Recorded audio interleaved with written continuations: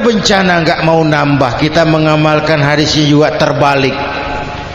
Yang diminta itu orang tua tengah malam sujud, bayi tanpa dosa nyusu. Sekarang bayi tanpa dosa dibuang ke tempat sampah gara-gara orang tua tengah malam nyusu. Terbalik namanya. Yang diminta itu orang tua tengah malam sujud, bayi tanpa dosa nyusu. Ini bayi tanpa dosa dibuang ke tempat sampah gara-gara orang tua tengah malam. Kita hutang jasa loh Pak sama orang-orang yang tengah malam sujud nangis di hadapan Allah. Lihat yang begitu Allah tidak jadi marah tuh. Saya tahu nih bapak-bapak nih, ibu-ibu kan suaminya sering bangun tengah malam ya Bu, kencing. Bikin bingung malaikat. Sudah mau ditulis tahajud kencing doang. Kata malaikat sialan, hampir salah tulis. Jenderal mana mau taruhan, bambu runcing Merdeka ngelawan tank? Ya, ya, bambu runcing Merdeka ngelawan Meriam. Iya, kalau Meriam Belina, Meriam itu mau gue juga bisa ngelawan nih. Meriam Belanda menurut otak impossible, tidak mungkin, mana bisa. Entoh nyatanya kita merdeka. Bapak Ibu, ini menarik untuk dikaji. Orang-orang tua kita dulu punya komitmen. Komitmennya sederhana, merdeka atau mati. Bapak itu nanti terkejut kalau masuk surga ketemu pelacur. Pelacur masuk surga. Loh, kok sampean ada di sini Mbak Yu? Dia bilang, "Nje Mas, saya ini ada di sini, di surga sini. Padahal waktu di dunia ini sayanya siapa Mas tahu kan? Oh, Mas juga kan langganan waktu itu kan." Cuma Mas, saya ini sejak kecil sudah yatim piatu, hidup miskin, nggak ada yang nolong.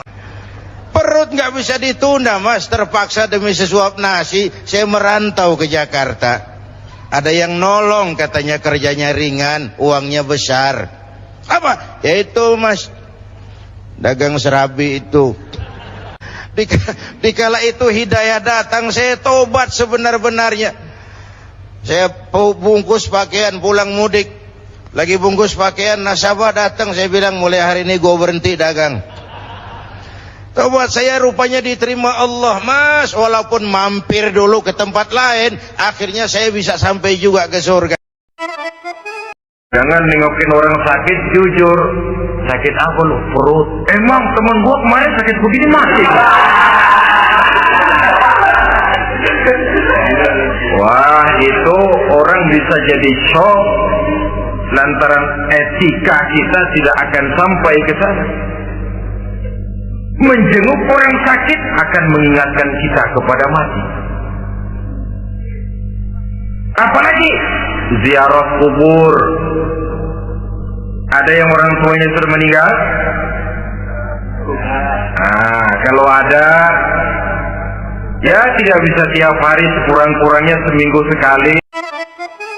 Ada santri beternak lebah, ambil madunya itu.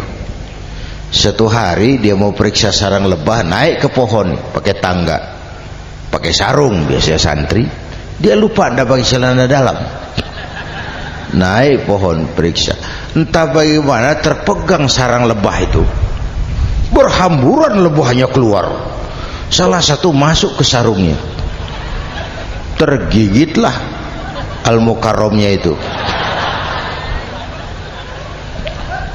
Dia menjerit, aduh, jatuh berguling ke bawah. Sudah lama jatuh, dia buka sarungnya, dia lihat bengkak.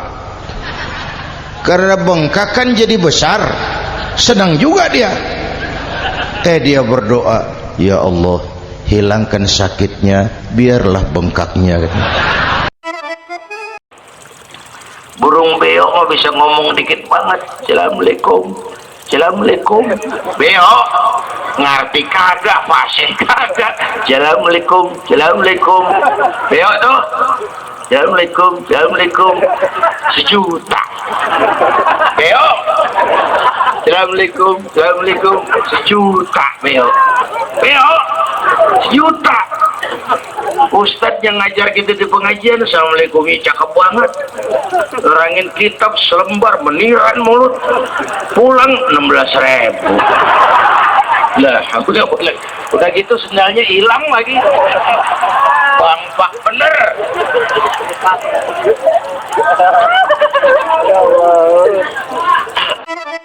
Sapi yang mahal, yang gemuk, betul.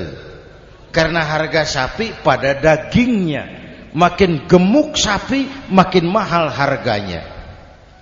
Tapi ada burung perkutut lebih mahal dari sapi, padahal dagingnya sedikit betul. Kenapa harganya lebih mahal dari sapi? Harga perkutut suaranya. Di mana harga manusia yang paling gemuk? Silahkan bersaing dengan sapi. maaf.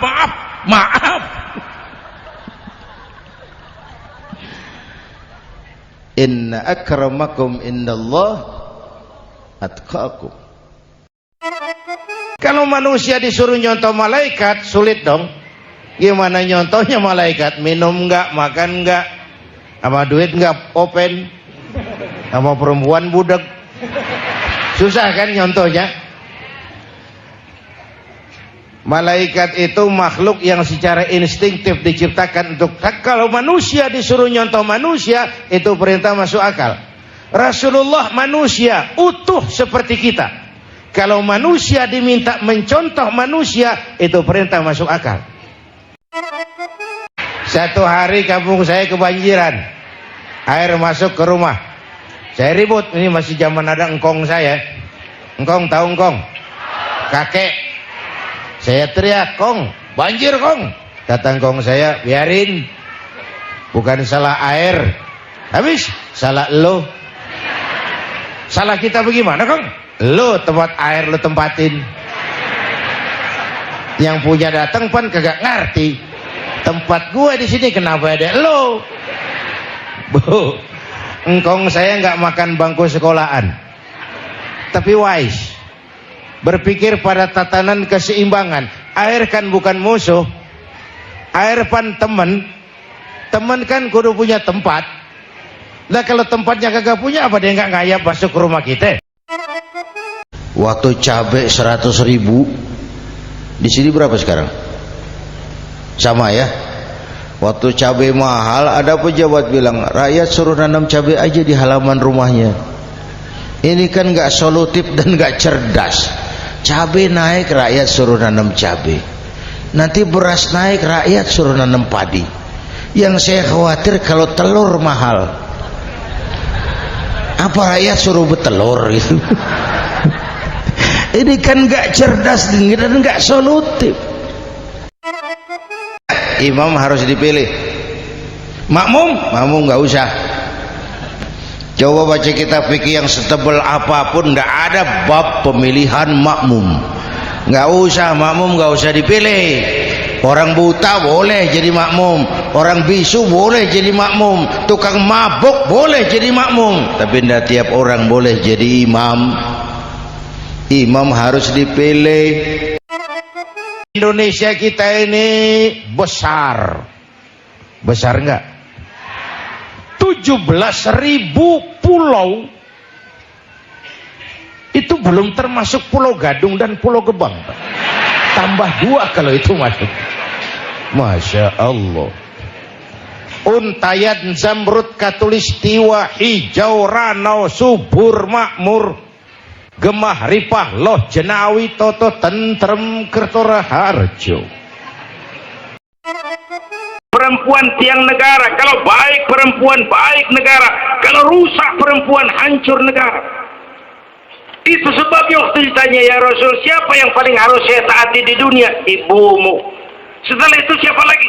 Ibumu. Setelah itu siapa lagi? Ibumu. Setelah itu siapa lagi? Bapakmu. Ibumu, ibumu, ibumu. Bapakmu. Penghargaan kepada kaum ibu. Ibu 3 kali disebut, bapak sekali, ibu, bapak, 1 bapak. Indonesia ini pasar bagus, Pak. Kalau ada nabi, ada aja pengikutnya. Saya heran tuh. Indonesia ini pasar bagus. Ada Ahmad Musaddiq Al-Qiyadah, jadi nabi. Konsultan bulu tangkis jadi nabi. Dapat wahyunya di Bogor. Ditangkap polisi 4 tahun. Muncul lagi di Bandung, namanya Sayuti, tukang cukur, ngaku dapat wahyu jadi nabi, ditangkap polisi lagi 2 tahun. Depan rumah saya itu ada masjid, Pak, pakai beduk seperti itu. Ada teman saya kiai pakai beduk masjidnya. Iya pakai. Kan Rasulullah enggak pakai. Enggak, memang bid'ah tuh. Loh, siapa bilang? Beduk itu bukan agama, itu budaya, tanda masuk waktu. Bukan manggil orang sholat. Manggil orang sholat pakai azan. Tanda masuk waktu. Itu hebatnya Wali Songo, pakai beduk. Kalau nggak mau pakai beduk boleh, teriak-teriak juga boleh. Maghrib, maghrib, boleh. Tapi Wali Songo kan bijaksana, pakai beduk saja, sekali pukul 1 desa dengar. Makruh buang air kecil di tanah yang berlubang. Saya protes. Kenapa makruh, Kiai? Pertama, untuk kesehatan. Siapa tahu di lubang yang kau kencingi ada gas beracun. Kalau tidak, Kiai, kalau tidak, maka artinya kau harus melindungi binatang yang ada di dalam lubang. Siapa tahu di lubang yang kamu kencingi ada semut sedang rapat membahas masalah Mesir. Apa dosanya lalu mati dikencingi? Ini namanya rahmatan li semut. Ada orang dititipi jabatan oleh Allah, sombong. Dititipi, sombong. Ada enggak pejabat sombong? Ada. Namanya Fir'aun. Tuh pejabat-pejabat sombong anak buah Fir'aun semua. Dititipi harta oleh Allah, jadi orang kaya, sombong. Sama tetangga ndak mau kenal orang lain, kecil semua, jalan ndak injak tanah. Kuntilanak. Coba lihat wanita sebelum Islam, sedih, dilahirkan hanya untuk melahirkan, alat pemuas nafsu. Kalaupun berperan, peranannya cuma segitiga, dapur sumur kasur, kasur sumur dapur, putar-putar di situ saja. Nggak usah di Arab, dunia, di Jawa. Raja-raja Jawa sebelum kenal Islam seenaknya ngumpuli perempuan, kan selirnya yang 30, 50. Sultan-sultan di Turki piara harem ratusan orang perempuan. Kaisar terakhir dinasti Ming Cina bangun istana 1000 kamar, istrinya 1000. Innalillahi wa inna. Kalau kamu jadi imam, ringankan sholat kamu, jangan terlalu panjang. Itu makmum tidak sama kekuatannya. Ada yang tua renta, diri saja sudah gemetar. Ada makmum yang punya darah tinggi, kalau sujud lama kepalanya sakit. Ada makmum yang sudah janji habis sholat mau terima uang. Jangan kalau sudah jadi imam di kota, sholat isya berjamaah, rakaat pertama selesai Fatihah, Yasin, bubar makmum itu. Jadi imam jangan terlalu lama. Ada fulus mulus, tidak ada fulus, manfus. Betul? Jangan sampai para penegak hukum kita terjebak pada lagu baru, maju tak gentar membela yang bayar. Biar bertentangan dengan nurani, biar bertentangan dengan public opini, biar bertentangan dengan rasa keadilan. Siapa yang bayar itulah majikan. Mau benar atau salah, belain terus. Kalau seperti inilah hukum kita, mafioso keadilan akan tetap gentayangan.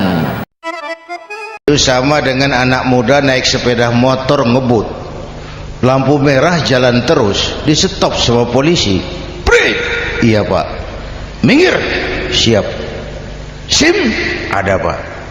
SNK ada pak. Tahu kau lampunya merah? Tahu pak. Kenapa lewat terus? Saya nggak tahu, ada bapak ini. Itu disiplin kita. Tenang bener jawabnya, kayak orang nggak salah.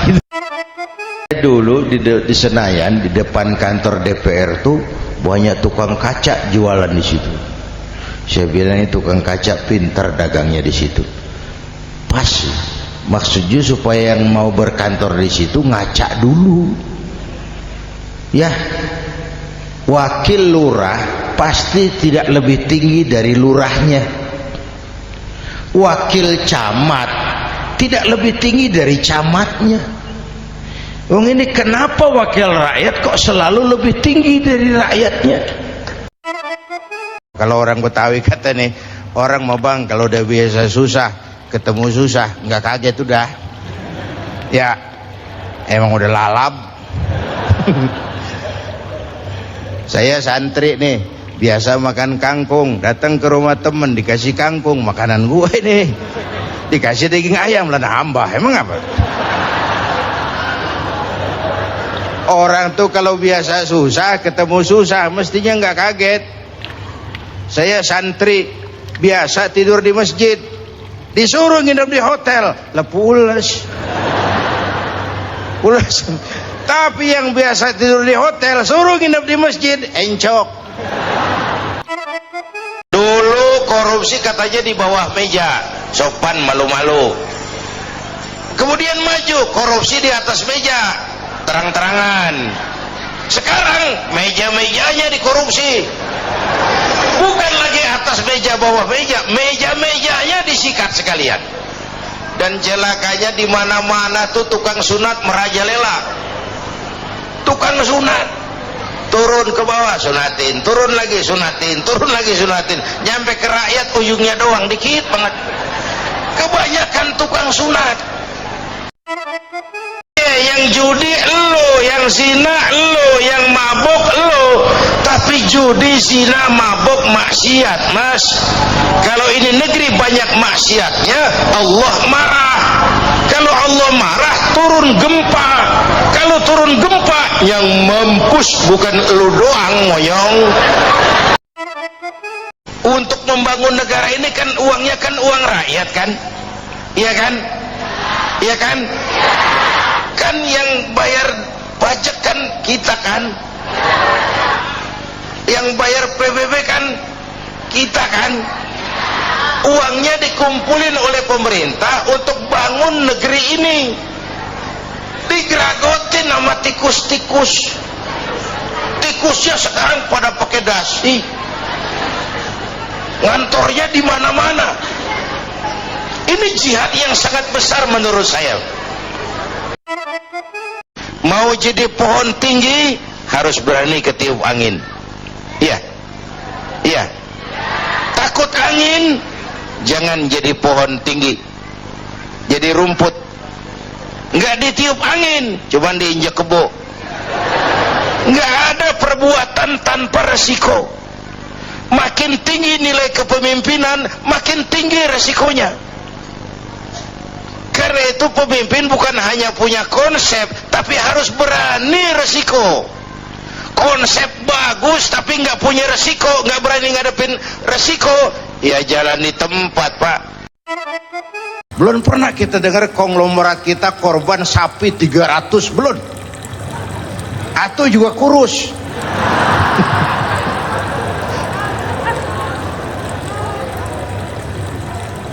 Unta 300, kambing 1000 disembelih, dagingnya habis dibagiin fakir miskin. Malaikat memuji, manusia kagum. Bukan main Ibrahim ini, kaya berani. Kalau miskin berani umum, kepepet. Satu saat mana yang ma'ruf mana yang munkar jadi remeng. Ya, ini zaman apa sih katanya, zaman orang pada pinter bikin bungkusan, entertain. Ya, orang pada pinter bikin bungkusan, yang ma'ruf kelihatan munkar, yang munkar kelihatan ma'ruf. Ayo udah ngalamin belum saat begitu? Yang jujur dimusuhin. Nah, udah kejadian kan? Yang laporan anak pada nyontek tuh dimusuhin yang jujur. Itu kan yang ma'ruf jadi munkar, yang munkar jadi ma'ruf. Terbalik. Monyet tuh, coba lihat monyet. Kasih pisang, makan. Penuh mulutnya nih. Lemparin lagi pisang, tangannya megang. Lemparin lagi, kakinya nyekel. Mulut penuh, tangan megang, kaki megang.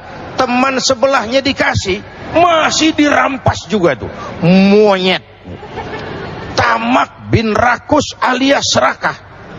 Kan mental-mental begini yang menyebabkan pembangunan tidak berjalan merata nih.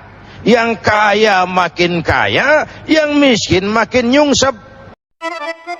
Saya mau punya rokok nih sebungkus.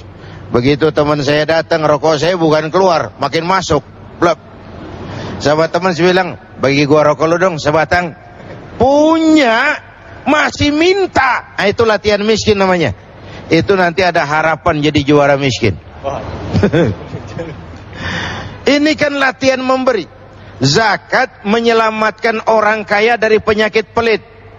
Dan pelit itu bendera iblis yang ditancapkan di hatinya orang kaya.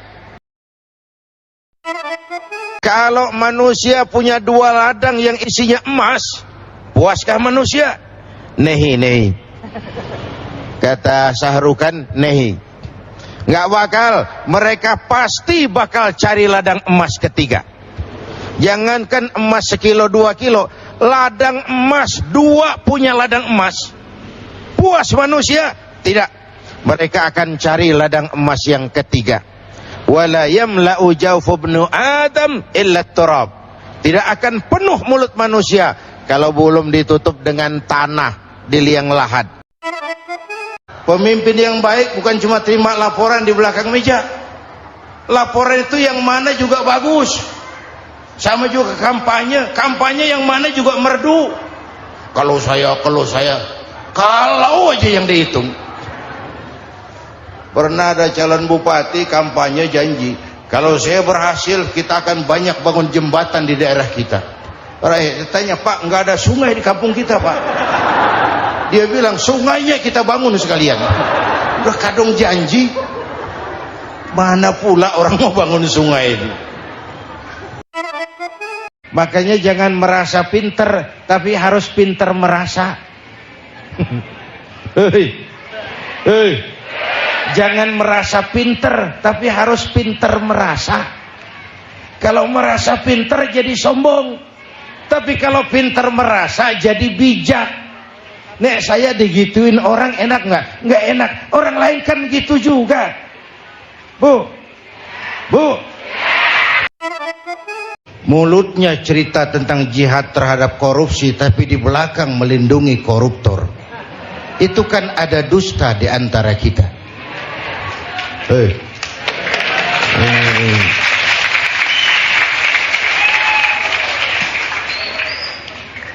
Sederhana pesan Gus Dur, jujur.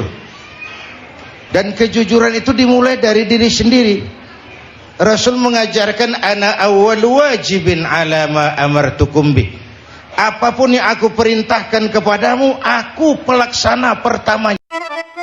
Kadang-kadang ada juga orang bertaubat, tapi bukan nyesal terhadap dosa yang dia kerjakan, malah puas katanya. Dia ngomong sama teman-temannya, saya dulu zaman muda sudah kenyang judi, kenyang zina, kenyang mabuk-mabukan, sudah puas. Sekarang tinggal benernya saja, saya sudah taubat. Taubatnya sih bagus, tapi puasnya itu yang jelek. Kenapa harus dikatakan puas? Bukan puas, menyesal.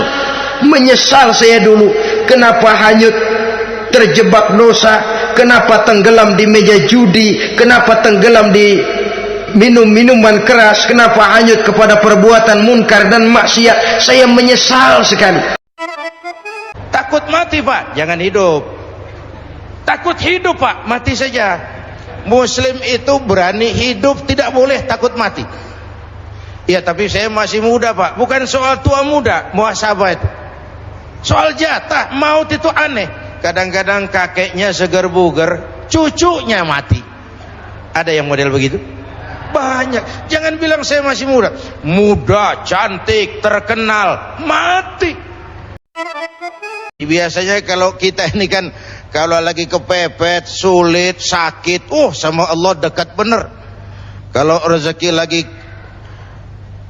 payah, lapangan kerja lagi, ya Allah, ya Allah, ya Allah. Dikasih keluangan sedikit, tamat, wassalam. Artinya ketika miskin kita hamba Allah, setelah jadi orang kaya kita pindah jadi hamba harta. Ini tidak konsisten namanya. Lebih baik makan singkong betulan daripada makan roti ngimpi.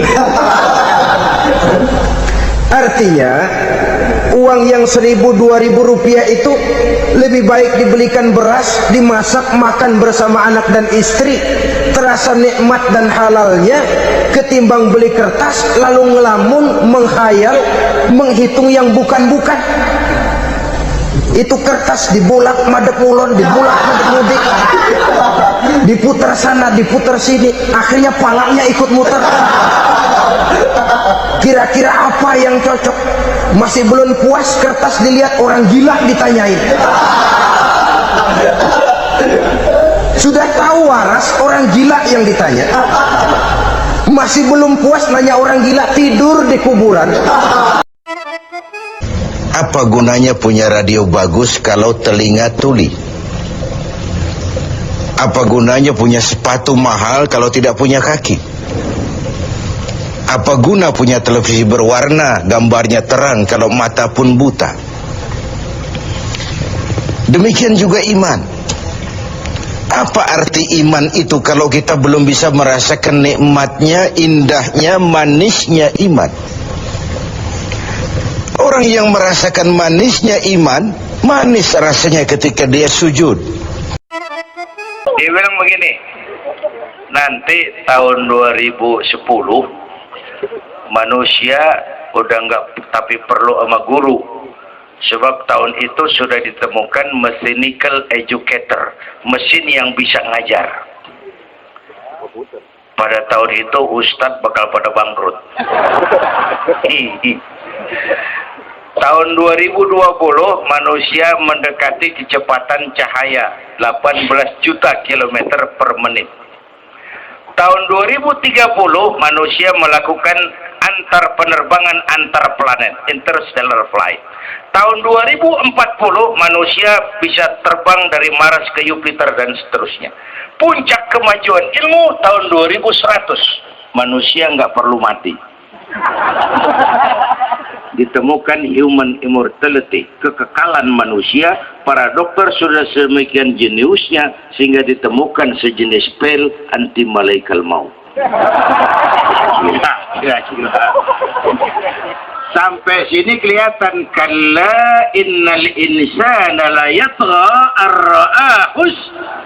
Manusia sering lupa diri kalau merasa mapan. Jangan memberikan satu jabatan kepada orang yang memintanya. Sebab orang kalau sudah minta jabatan, apalagi pakai jilat-jilat, pakai upeti-upeti, tentu ada tendensinya. Ada batu di balik udang. Kalau udang di balik batu kan mungkin nggak kelihatan, tapi kalau batu di balik udang kelihatan betul itu. Ada maunya, ambisinya. Jangan memberikan satu jabatan kepada orang yang memintanya. Sama juga kita ke dokter. Oleh dokter kan setelah diperiksa penyakit kita, lalu dianalisa, oh ini penyakitnya ini. Kemudian diberikan obat. Lah, obat itu kan tentu ada aturan minumnya tuh. Yang kapsul ini sehari 3 kali, yang tablet ini sehari 2 kali. Kalau kita minumnya kelebihan, overdosis namanya. Saking pengen cepet baik, sekali minum 10 tablet. Ya memang nggak sakit-sakit lagi, tapi nggak hidup sudah.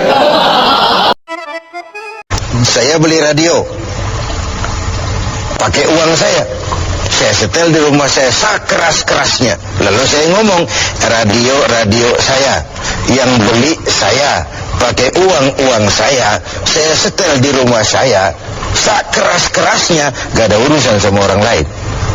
Itu sikap yang tidak mempedulikan lingkungan. Padahal tetangga saya sebelah juga boleh ngomong begitu. Kata tetangga saya, ini kamar saya tidur di dalamnya, mata saya yang ngantuk saya. Kenapa suara radio kamu masuk ke kamar saya? Nah, ketika itu kebebasan saya menyetel radio dibatasi oleh kebebasan tetangga saya yang mau tidur. Disinilah terjadinya sikap saling menghormati, sehingga perilaku kita terkendali. Lihat teman kaya, habis kita omongin, boleh jadi dia kaya. Kenapa? Dukunnya 36. Begitu kita habis caci maki begitu, dia datang ngasih duit sama kita. Cacian itu bisa berubah menjadi pujian. Lu ya emang bukan main dah. Sifat kita itu relatif, bisa terpengaruh oleh situasi dan kondisi. Kadang-kadang waktu mau sholat kita nggak ingat apa-apa. Begitu sudah masuk takbir yang kita lupa malah kita ingat. Itu kurang ajarnya iblis. Mau sholat cari dompet nggak ketemu, begitu takbir, aduh dompet di atas meja. Ini kalau sembahyang lama-lama digerakasi orang nanti nih, mulai kocar kacir sholat kita. Banyak orang lulus ketika diuji dengan kemiskinan, tapi gagal setelah diuji dengan kekayaan. Ini memerlukan stabilitas temperatur batin. Banyak orang lulus ketika diuji dengan sebagai rakyat, tapi gagal setelah dia jadi pejabat. Tidak punya stabilitas temperatur batin. Maka diperlukan sikap istiqomah di dalam muhasabah ini. Seorang suami itu pemimpin.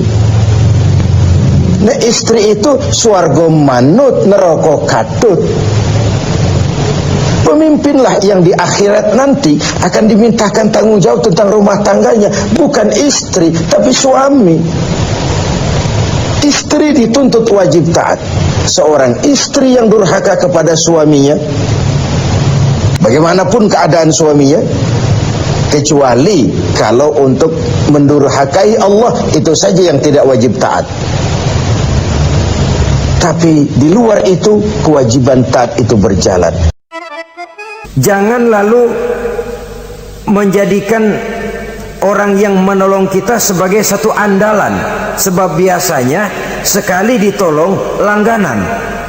Setiap datang kesulitan, ke situ lagi kita lari. Manusia pada waktu-waktu tertentu punya juga titik jenuh. Ya, kalau duitnya lagi ada, pikirannya lagi enteng, napasnya lagi lega, mungkin dia mau menolong orang. Sekali, 2 kali masih juga ditolong, 3 kali barangkali juga mungkin, 4 kali ke atas mukanya udah rada butek. Sulit melepas pangkat dan jabatan. Dengar mau ada mutasi, gerasak gerusuk, cari mbah ini, cari mbah itu, bawa ayam putih, bawa kambing hitam, macam-macam dilakukan sebagai cermin bahwa jabatan itu berakar di hati, sulit untuk melepaskannya. Orang yang cintanya kepada Allah dan Rasulnya, kalau satu saat dia harus melepas yang dia sayangi, dahulu pun ketika terlahir ke alam ini tidak ada harta yang saya bawa. Kalau sekarang saya harus melepasnya, innalillahi wa inna ilaihi raji'un. Orang susah yang sakit, lebih diutamakan untuk ditengokin. Kenapa? Udah jelas langka yang nengokin, langka yang nolongin. Mau berobat susah, ke dokter juga sulit. Tapi kalau orang kaya sakit, dokter dia bisa telepon, apotek dia bisa telepon, nggak ada duit dia bisa bayar pakai kredit card. Orang miskin sakit, boro-boro manggil dokter, kadang-kadang mantri juga nggak mampu dia panggil. Sehingga dengan demikian apabila ia mendapat kesulitan, tengokin. Jangan berat langkah untuk menengoki orang yang memang mendapat kesulitan itu. Sudah mau berangkat ke surga nih orang tua, dipanggil, "Ntar dulu mas, ini dulu." Mau kemana, gancang banget? Surga pak, nanti dulu urusan belum beres. Ini benar anakmu ini? Dilihat anaknya, iya anak saya ini. Waktu di dunia nggak pernah diajarin ngaji, nggak pernah. Sampai dia nggak kenal Tuhannya, nggak kenal nabinya, nggak kenal kiblatnya, dia nggak sholat, kamu diemin aja. Iya kali. Kenapa pakai kali? Yang benar ngomong. Wah, kamu nggak tanggung jawab. Kamu tahu anak itu adalah amanah. Menyia-nyiakan amanah adalah khianat. Khianat adalah dosa besar. Nah, pahala tidak kelihatan, dosa tidak nampak. Kalau pahala kelihatan, barangkali nggak kuat kita mikul pahala. Kalau dosa benjol, umpama tiap bikin dosa palanya benjol, barangkali sudah nggak karu-karuan kepala kita. Baik pahala, baik dosa, sesuatu yang tidak nampak oleh pandangan mata zahir, tapi yang punya efek dalam kehidupan ini. Orang yang banyak pahalanya dengan orang yang banyak dosanya, kalau dia berjalan barangkali sulit kita membedakan, tapi efeknya dalam kehidupan ini jelas adanya. Sebab sekarang orang sering motong kompas. Yang penting kan cepat kaya. Soal cara, kalau jujur aja mah, sampai kapan mau kaya? Perkara itu renten, bukan soal. Perkara itu judi, tidak jadi masalah. Perkara itu korupsi, bukan soal. Dan anehnya lagi, tidak malu menumpuk kekayaan dengan cara yang tidak wajar. Ya kan orang hidup bermasyarakat tuh bisa dianalisa tuh. Emang usahanya apa sih? Gajinya sebulan berapa sih? Kok bisa gitu-gitu bener sih? Dari mana sih? Secara langsung orang tidak berani bertanya, tapi dari mulut ke mulut akhirnya tersebar jadi rahasia umum. Si Ano kan punya Ano, dia Anonya seano. Kita ini kadang-kadang kalau dijitak membalesnya mukul. Tapi kalau orang berbuat baik kepada kita, kita enggan untuk berbuat baik kepada orang tadi. Allah tidak mengajarkan begitu. Satu kebaikan berbalas 10, satu kejahatan berbalas dengan satu kejahatan.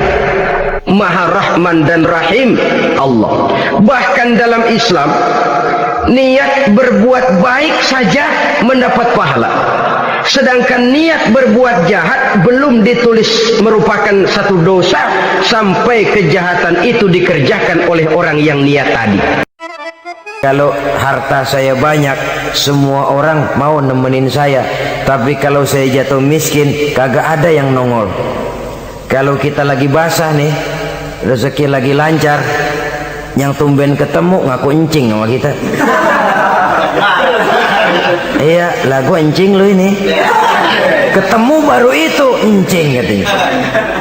Tapi begitu kita bangkrut, melarat, bangpak, rusak, laler, gak nemplok.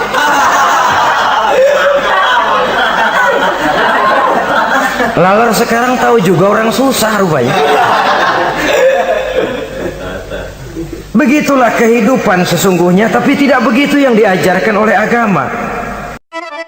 Nabi diperlihatkan neraka, orang perutnya sebesar rumah dililit ular, diseret-seret itu hancur perutnya, dibulatkan lagi, diseret lagi hancur. Ditanya itu apa Jibril? Itu contoh dari umatmu yang suka makan riba Muhammad.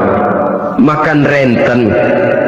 Saudara-saudara, ini kan mencekik leher orang. Orang sedang kesulitan, kelihatannya sih baik menolong, tapi di belakang menolong itu nyekek. Di belakang nolong itu nyekek, dan nyekek itu sebenarnya tujuan utamanya. Orang yang menjalankan riba pada dasarnya tidak punya perikosiaan kok. Kalau dia kelihatannya mau menolong, kelihatannya motifnya mencari untung di belakang itu. Jauh dari kemanusiaan. Manusia Indonesia kita lebih banyak diisi otaknya, hati sering kosong, agama dangkal, akidah rapuh, moral rendah. Memang kemudian muncul banyak orang-orang pintar, cuma sayang tidak benar. Indonesia kita bangkrut, Indonesia kita terpuruk, Indonesia kita sakit parah kalau diurus orang yang cuma pintar tapi tidak benar.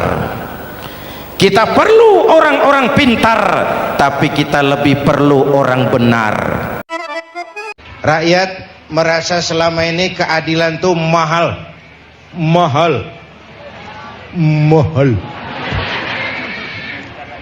Bahkan keadilan sering seperti pisau, tajam ke bawah, tumpul ke atas. Asal kita nih yang kecil-kecil salah, hukum cepat benar prosesnya. Begitu yang gede salah, orang pada diem belaga bego. Itu yang bikin kita capek. Yang nyolong semangka, buah randu, apa lagi? Ya lo hitungin aja dah. Itu sebuah potret betapa keadilan itu masih mahal di negeri ini.